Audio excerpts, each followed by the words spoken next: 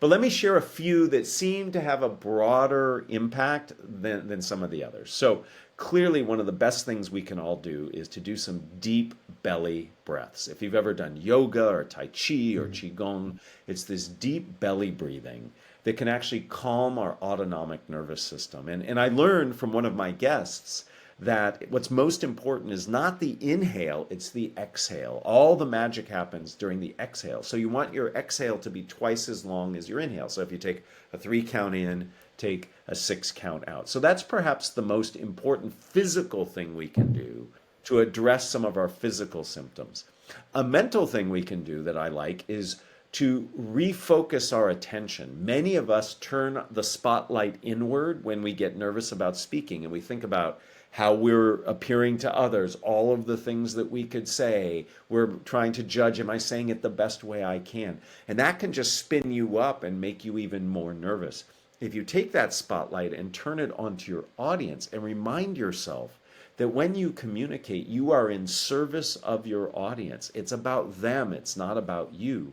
That changes your focus. So you become focused on what can I do to empower my audience? How can I best help them?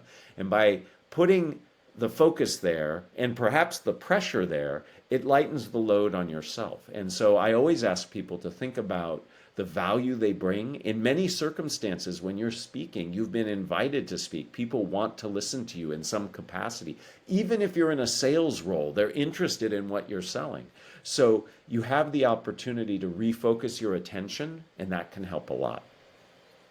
Absolutely. I Yeah. mean, it's totally natural. Like when you're blank, then maybe you can just take a deep breath and ask a question to the audience so that Yes. you can get a breather time. Would you like to kind of expand a bit on that? Yeah, so the biggest fear people report to me is the fear of blanking out. The other thing that really helps people is to really ask people to think about honestly, how likely are you to forget?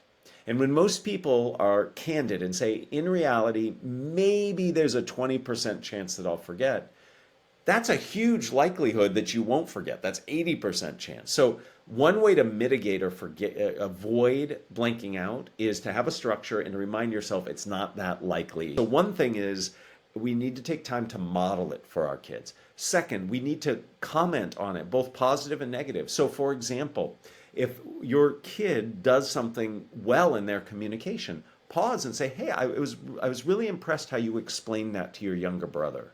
That was really interesting. I never thought of doing it that way." So that they understand that there's value in how we communicate something.